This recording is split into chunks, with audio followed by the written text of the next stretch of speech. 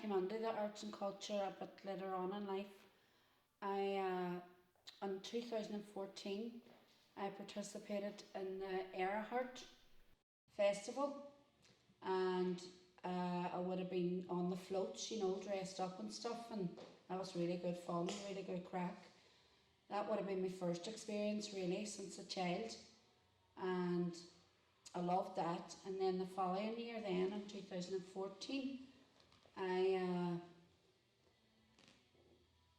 done like a take the hand part of, I think it was the year Garth Brooks was to come to Ireland and never came. So me and my friend decided that I'd do Garth Brooks, and I made up my own song, If My Gyro Never Comes. And I was Garth Brooks obviously, and my friend, she was just, let's pretend, her name was Susie Slapper. It was just in the Galia Festival. It was part of the Galia Festival, and it was on stage in the parish hall. And we really did we had hilarious fun doing it, a bit of crack. The crack was 90. And as a child, I always wanted to be involved in drama and stuff like that, and I've always written and things. So I've always written diaries and poems from a young age. My next adventure would have been then, I wasn't in a good place at the time, but I knew they were doing auditions and stuff for a play called Bumps, and that was in Studio 2, the new Studio 2.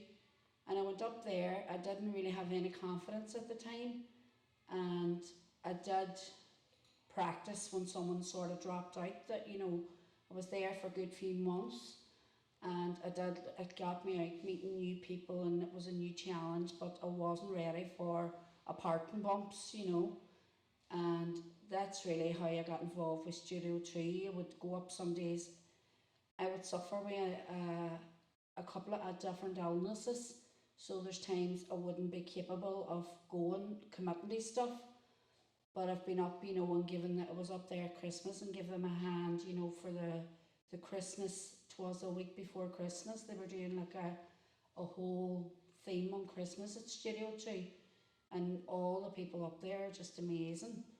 Down from Ali Green right down to all the girls that work here, girls and fellas that work here, the crack was 90 like.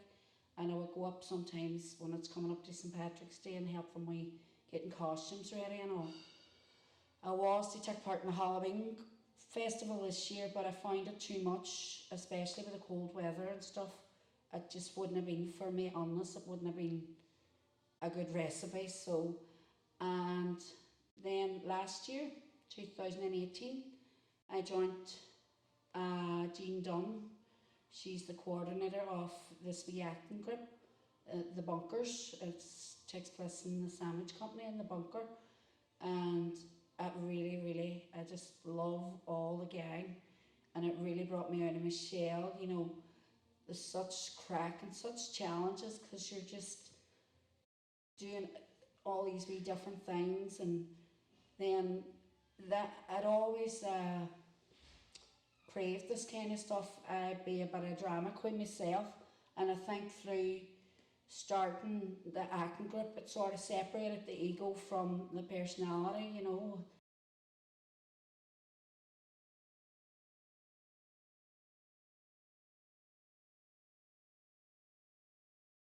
Yeah, I know a good few local writers, yeah, and I've met Felicity McCall and stuff, and Martin O'Brien, he's in here, he's a playwright, he's had loads of stuff, done in the Millennium, Waterside Theatre and that, and Erin Malacca would know her. A lot of the ones that she would have involved in her plays, Bernadette McFarlane and that lovely woman, and she always inspired me too, and gave me courage to keep on going and stuff like that. Lovely woman. Uh, you know, I would know a good wee lot. Brian Foster, I've went to numerous of his plays, absolutely love them, and actually won tickets the last time to go and see his last show. I just love all that, anything to do with theatre and arts and music.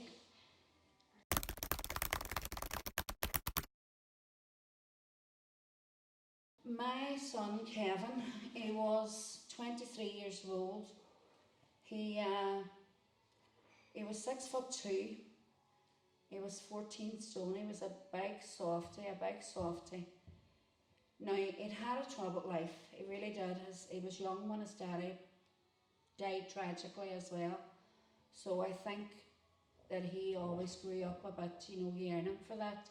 I was mummy and daddy, most of the time anyway. And very, very smart. I still have some of his reports in the house, 98%, 99%. He was so smart. He was a whiz with computers. He wanted to become, in my eyes, he wanted to become Derry's Eminem or slash Johnny Cash, because that was two of his favourite musicians. I took him to his first concert when he was 13, East Lane, and he was on that video, and that was, you would have swore that he was on the red carpet at awards. And every time we watched that, the Red Hot Chili Peppers Slane 2003, I think it was, he, for a split second, a few minutes, they just zoomed in when he was in the crowd, sir. He just loved music, and he loved the outdoors. He loved freedom. He did suffer an addiction, and he was quite bad with addiction, and he'd suffered a troubled life. He really did. Through that, he suffered a lot.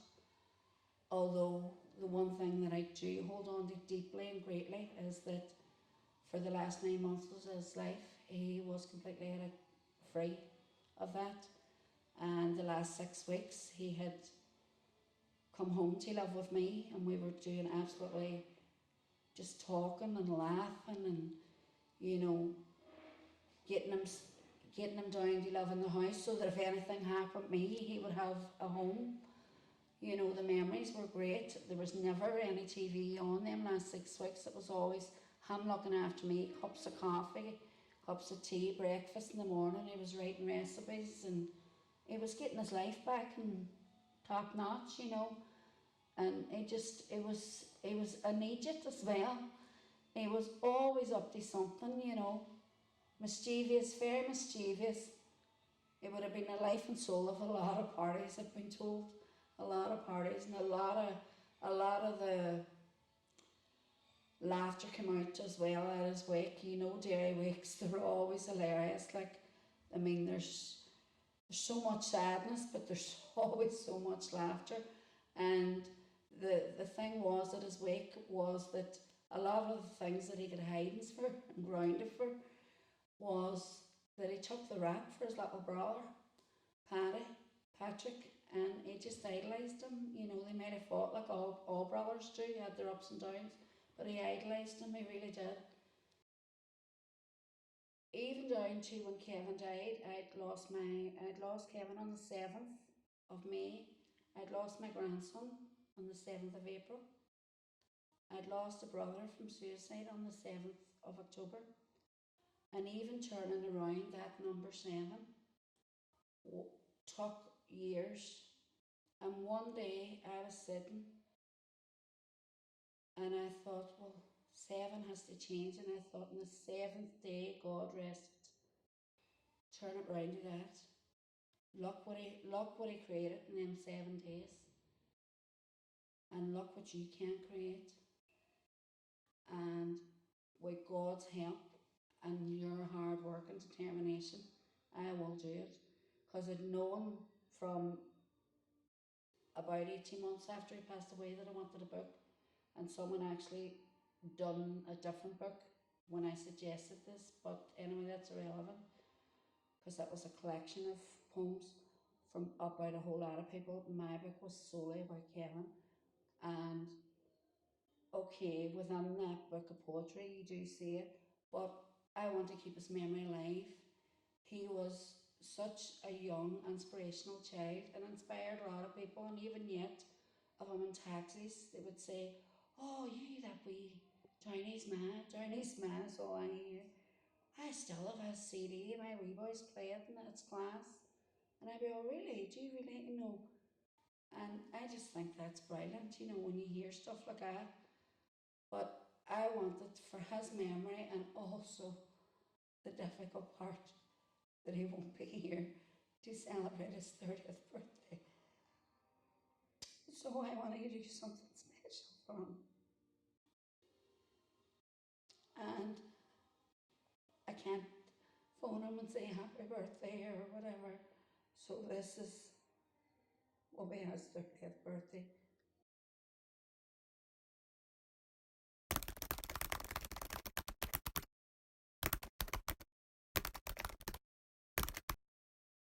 The mental health team is on its knees for staff and the city in general, even GPs. There's so much not been done because the Stormont and all that there. Obviously not just because the Stormont, there's a lot more to it. But I don't think there's anywhere near enough help, especially regarding issues with suicide. I myself waited 15 months for an appointment, and when I finally got to one, I waited another 6 weeks to get a second one. Then I waited another year to get the third one. And when I got that third appointment, I now have to wait another year. So that will be 2.5 years for someone who went through 3 tragic bereavements in 13 months. The facilities in this town are just awful, awful. There's not enough, and there's not enough help out there. I mean, the issues with the Bridge, there's so much more that could be done.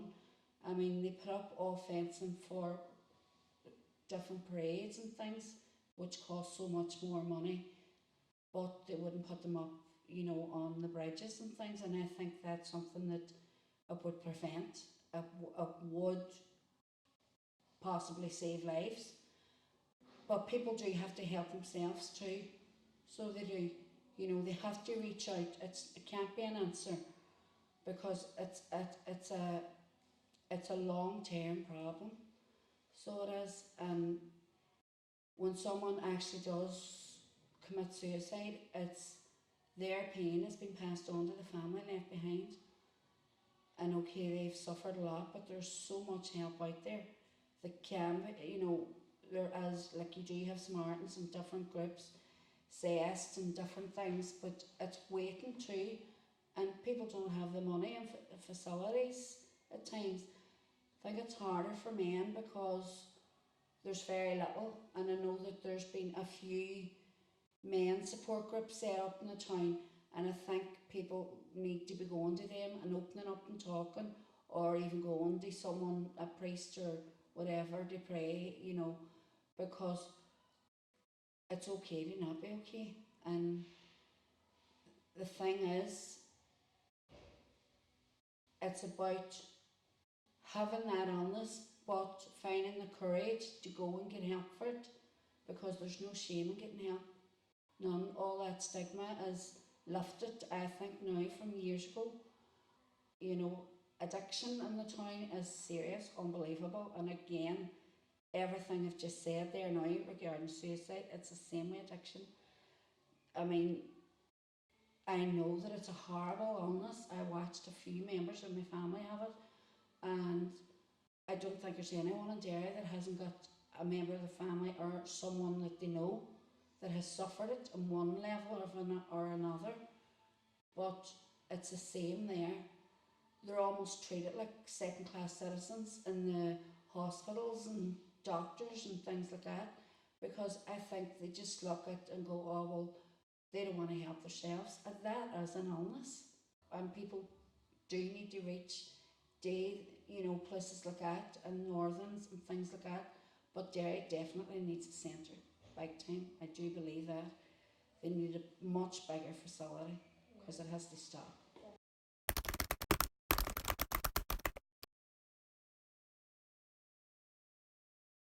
Yeah, it's definitely one of my therapies. It's one of my, it's self therapy. It's like getting it out of your head.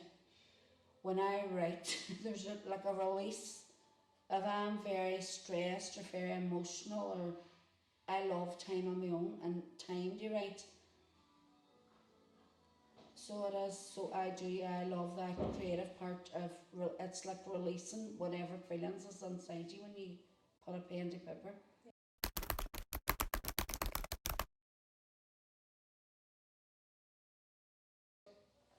Well, first of all, for my future, I just want happiness and see my son, my younger son Paddy, grow up, or he's growing up. I mean, graduate, and see my granddaughter grow up, and because I idolise her, and happiness for myself. And I really hope that this book takes off as well, and makes other people happy, and maybe helps them heal.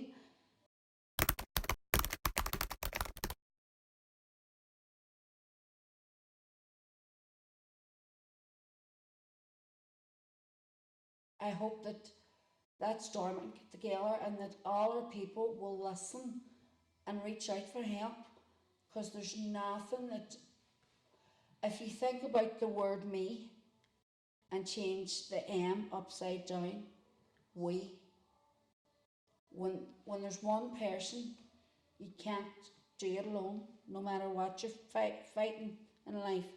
But if you change that me to a we, there's help.